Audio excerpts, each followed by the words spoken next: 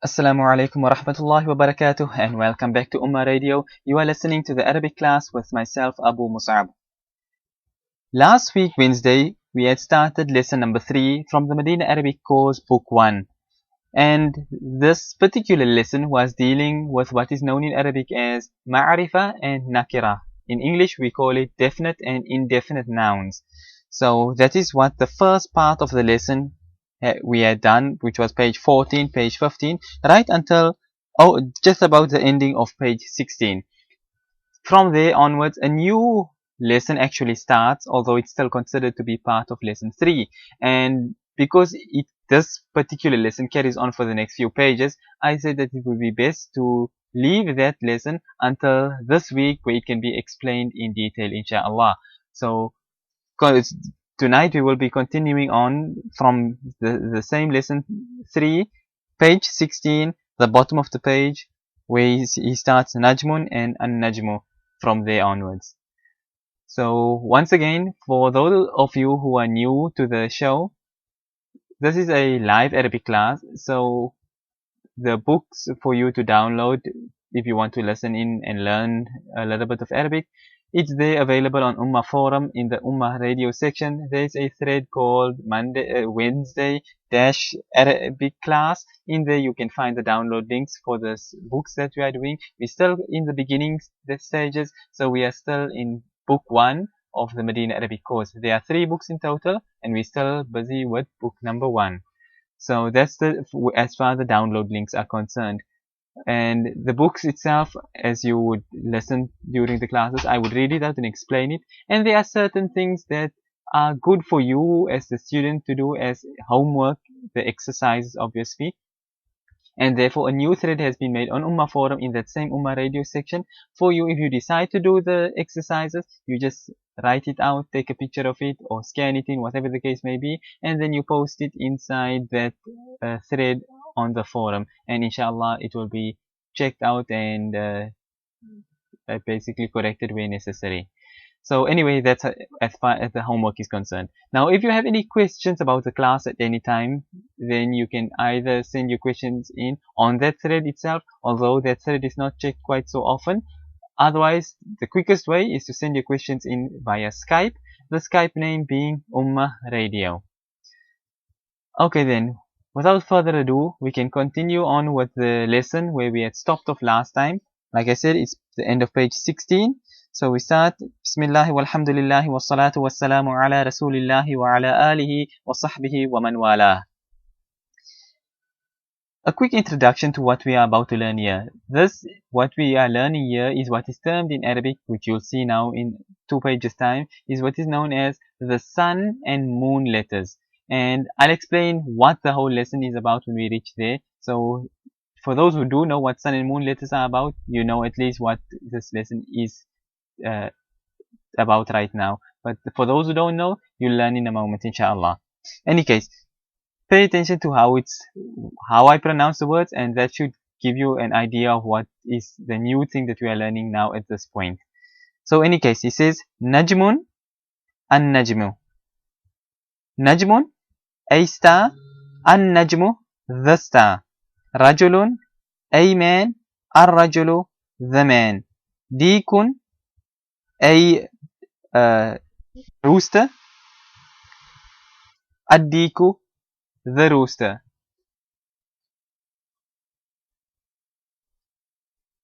Then he says Talibun, a student, at-Talibu, the student. Now this part here, looking just at it, okay, that was the end of page 16. At one glance at this lesson, it would appear as though it was just basically what we had done in the beginning of lesson number 3. Because like I said, it was to do with definite and indefinite nouns.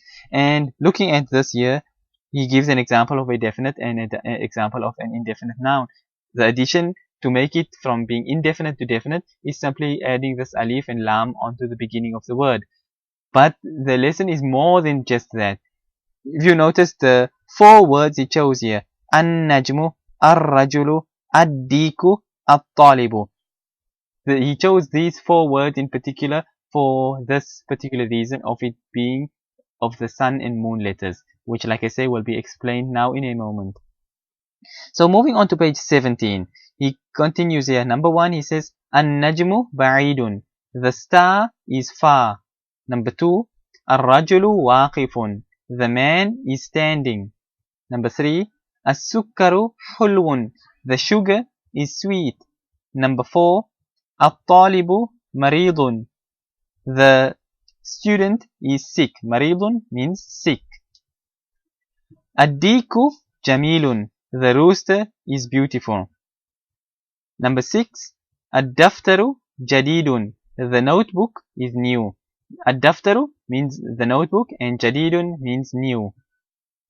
Number 7, At-tajiru ghaniyun. The businessman is rich. At-tajir means a shopkeeper, a businessman, whichever other synonym you prefer to use for it. That is what At-tajiru is. And ghaniyun means rich. Number 8, Ad-dukkanu maftuhun. The shop is open. Ad-dukkan means the shop and maftuhun means open. Number 9, Al-waladu faqirun. The boy is poor. Al-waladu, we did this word previously, which means the boy, and faqirun means poor. Number 10, At-tuffahu ladhidun. The apple is delicious.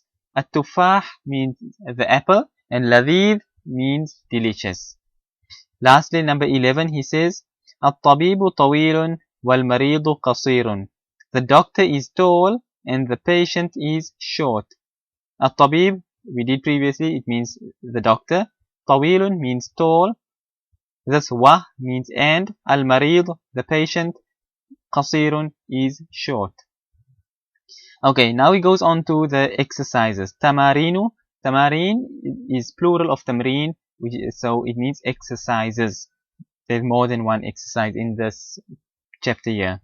So number 1, اقرأ واكتب مع ضبط أواخر الكلمات. Read and write the following words while paying attention and putting in the haraka on the last letter. For example, al-babu and not al-babun.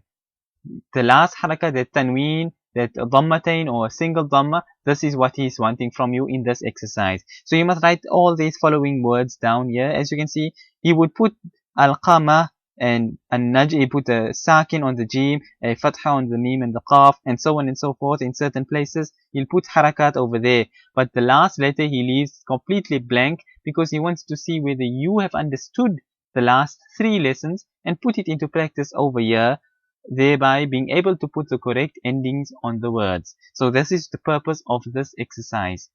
So number 1 was al-babu, which means the door. Obviously, the haraka it gets will be a single dhamma, al-babu, because when a word is definite, meaning ma'arifa, or as you can see here with an alif and lam on it, then it cannot ever get tanween, meaning dhammatain, fathatain or kasratain at the same time. You either have alif and lam on it or you have tanween on it. The two of them are impossible to be together on the same word.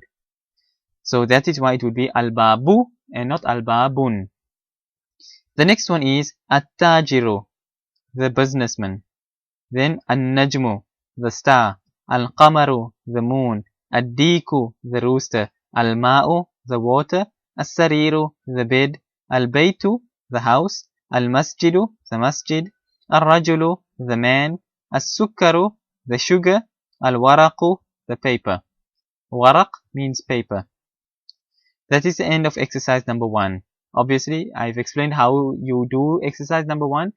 So for those who do want to do the exercises, like I say, you write it down on a page, whatever the case may be, and then you scan it or take a picture of it with your phone or whatever, and you just upload it onto that thread on Ummah Forum in the Ummah Radio section, which is the Arabic class, homework for Arabic class or something like that. I forget exactly what the name of the thread is, but you can just post your exercises, homework things in there, inshallah. Okay, onwards to exercise number 2. He says, إملأ الفراغ فيما يلي بوضع كلمة مناسبة. That fill in the blank spaces by putting in the appropriate word. Here he says, number 1, a blank space, then he says ghaniyun, which means rich. So we did a number of words which you could, in the last 3 lessons, which you could put in here. We did ar-rajulu, we did at-tabibu, al-waladu, and various other words, which is the man, the boy, the doctor, the teacher, the imam, all these other words. So any one of these words can fit in here. And if you want to, and you know additional words, you can put any other word in here for that matter as well. Obviously for yourself or for the homework, whichever. You are not restricted to only use the words that have been done in this classes so far. But if you do want to use just the words from those classes, then it's 100% fine too. No problem whatsoever with it. Any case, so number 1, I'll put in my own words. You can put in the same word if you want to. You can put in your own other words. It's up to you. So number 1, I'm putting in here the word at-tajiru, the businessman. So at-tajiru ghaniyun, the shopkeeper is rich. Number 2 is blank space again, then hulwun. Hulwun means sweet. So here we say as-sukkaru hulwun, the sugar is sweet. Number 3, the word he gives you is maridun. So we put here like at-talibu maridun, the student is sick. Number 4, he gives ladhidun, which means tasty. So we can say at-tuffahu ladhidun, the apple is tasty. Number 5, al-imamu tawilun, the imam is tall. He just gives the word tawilun, so I'm putting in the word here imam. So al-imamu tawilun, the imam is tall. Number 6, he just gives you the word qasirun, which means short. So I'll put here in, for instance, the word ar-rajulu, meaning the man. So we say ar-rajulu qasirun, the man is short. That is the end of page 17. Moving quickly on to page 18. This is the last exercise for this lesson. He says اختر كلمة من القائمة باء تناسب الكلمة التي في القائمة ألف. He says choose a word from column B which corresponds to a word in column A. Alif being A, Ba being B. So you have column A and column B here. He gives you 12 words, 6 on each side. You have to look at these words and find which one from A corresponds and can to make a proper sentence with one in column B.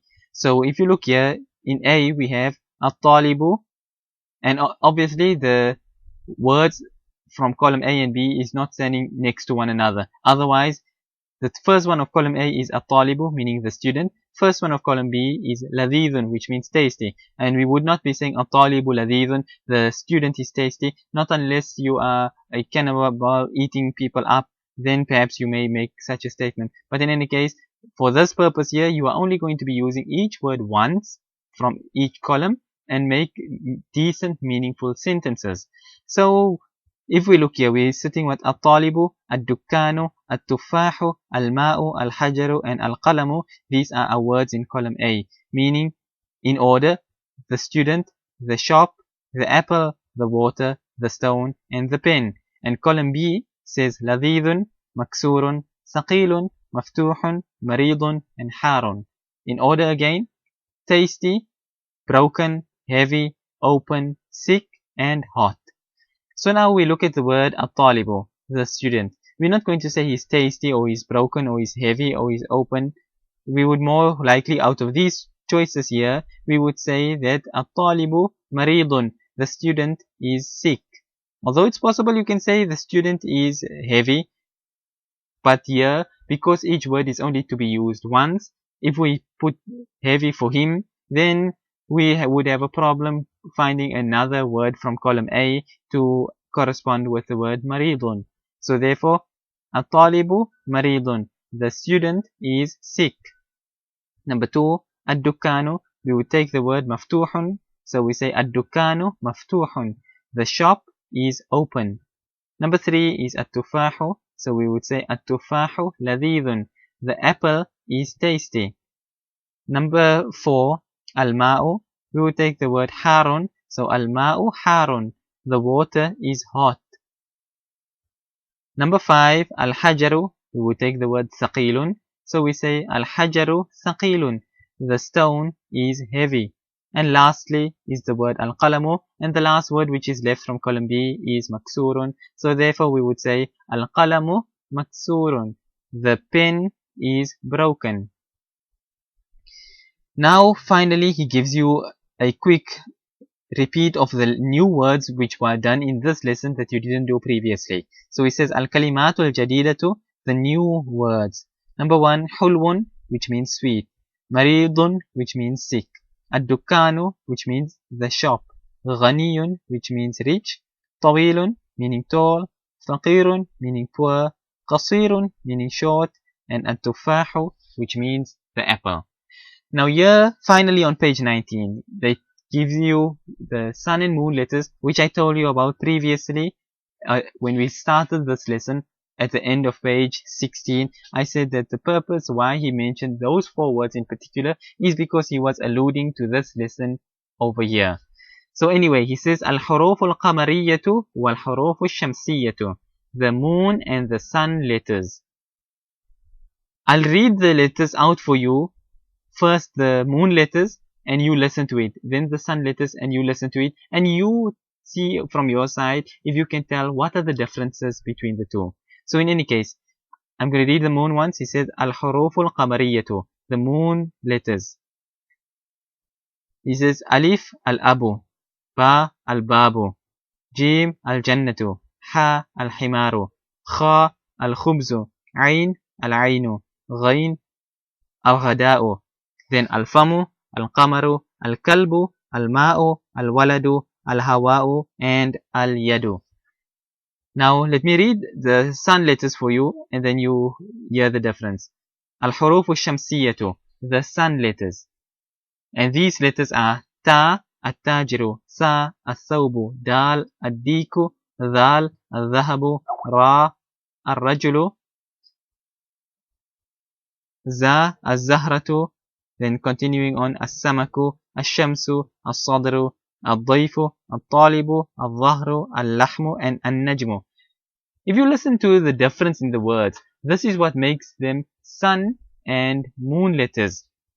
Okay, before I go on there, somebody asked if I could repeat the new words. So the new words that we did when he said al-kalimatul jadidatu, the new words. Number one was hulwun, meaning sweet. Maridun, meaning sick. Ad-dukkanu, meaning the shop. Ghaniyun, meaning rich. Tawilun, meaning tall. Faqirun, meaning poor. Qasirun, meaning short. And at-tufahu, meaning the apple. So coming back to what we were doing now about the moon and sun letters. Alif, ba, jim, ha, kha, ain, ghain, fa, qaf, kam, kaf, mim, waw, ha, and ya. These letters are the moon letters, while ta, tha, dal, zal, ra, za, sin, shin, sad, dad, ta, va, lam, and noon are the sun letters. The difference between the sun and the moon letters is the way that the word is pronounced. Listen just to one quick one. Al-babu and al-thawbu. If you notice, al-babu, you pronounce the lam in the word with this definite particle, the alif and lam, the al, you say al-babu. But with the sun letters, you don't say al-tajiru, al-thawbu. Rather, you say at-tajiru, al-thawbu, al-dhahabu, al-rajulu, not al-rajulu, al-samaku, al-shamsu, never anything like that. This is what distinguishes the sun letters from the moon letters. And it's not all that difficult.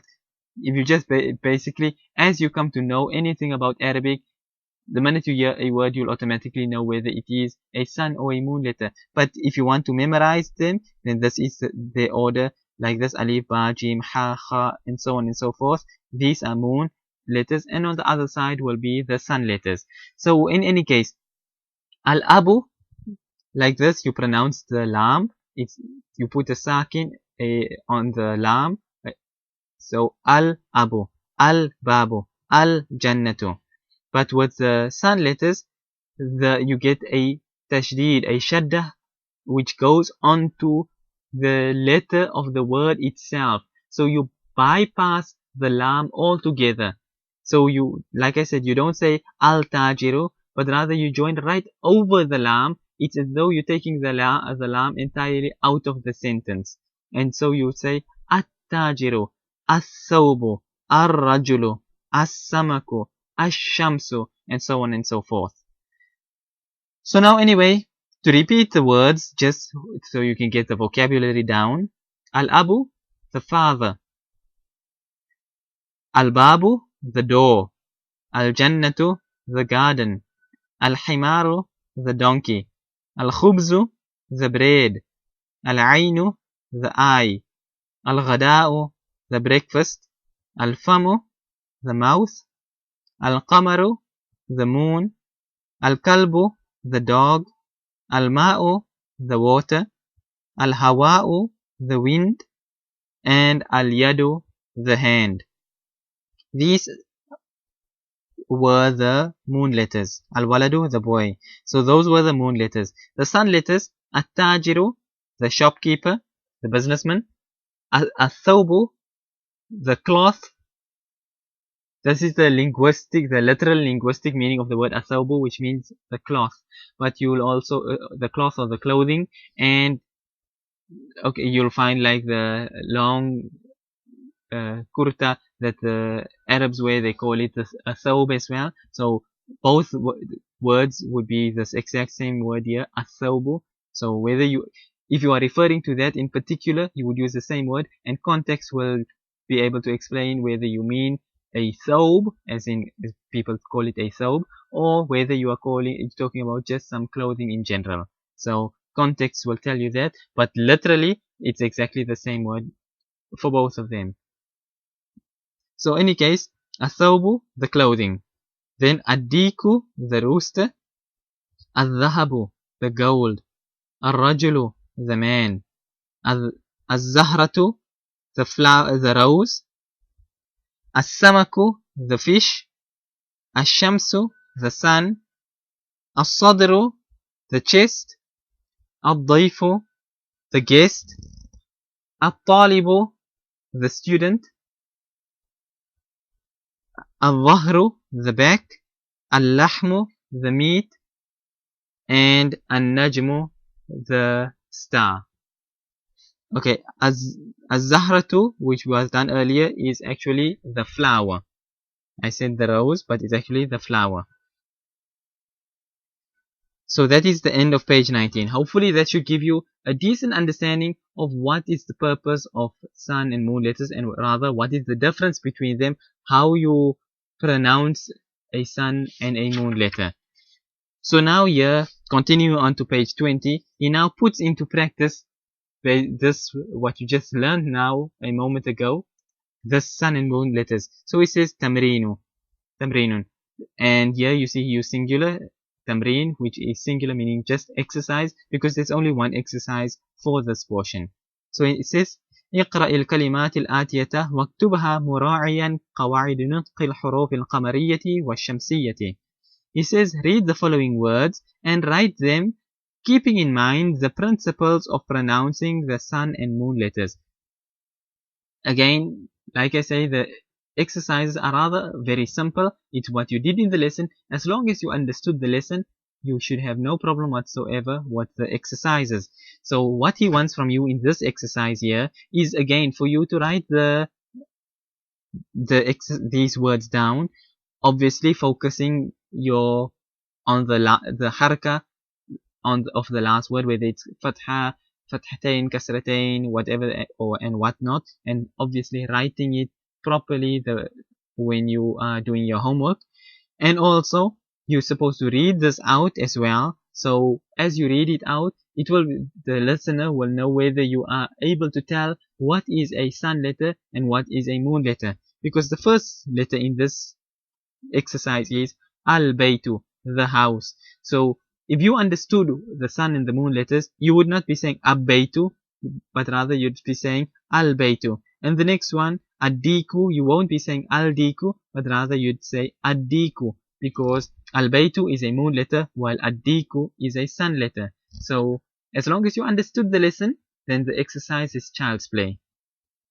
Any case, al-baytu, the house. Ad-diku, the rooster. Al-mudarrisu, the teacher. Al-babu, the door.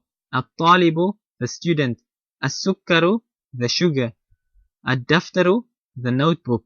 Al-akhu, the brother. Al-rasulu, the messenger. Al-wajhu, the face. Al-sadiqu, the friend. Al-Qur'anu, the Qur'an. Al-salatu, the prayer.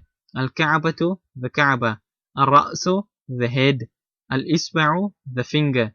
Al-Sabunu, dhufru, the, or rather, these are two separate words. There's no dot between them, but they are actually two separate words. So, Al-Sabunu, the soap. Al-Dhufru, the nail. Nail as in fingernail, and not nails that you chop into the wall. Then Al-Fajru, the sunrise. Al-Dhuhru, or rather Al-Fajr here is that these are the names of the Salah itself, but Fajr also means sunrise. So in any case, here we'll keep them what is meant by in the book as the Salah name itself. So Al-Fajr would mean Fajr Salah, Al-Dhuhru meaning Dhuhr Salah, Al-Asru meaning Asr Salah, Al-Maghribu meaning Maghrib Salah, and Al-Isha'u which is Isha Salah.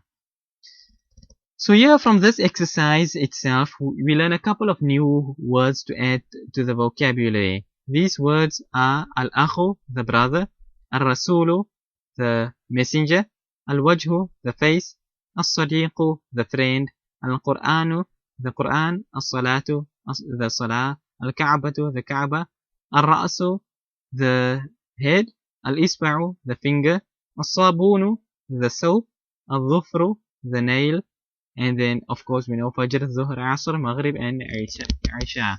So these are your vocabulary words for this lesson, and that is basically what this exercise is all about. And additionally, that is the end of page 20, and it is the end of lesson number 3. And inshallah we will stop on that point there, because lesson number 4 starts again now with something new, introducing you to prepositions and what effect a preposition has, what part it plays in the sentence with regards to the harakat, the tashkil, however you prefer to term it. This is what lesson 4 will deal with. So before jumping into that, inshallah we will end on this point here, and next time we can continue with lesson number 4 and explain how this works with prepositions and all those other things, inshallah. So then again, once again, just a repeat, for those of you, like I say, the homework and the exercises here is not obligatory. For those who want to, it's very good, it helps you more than anyone else. If you want to learn Arabic, these exercises help no one but you.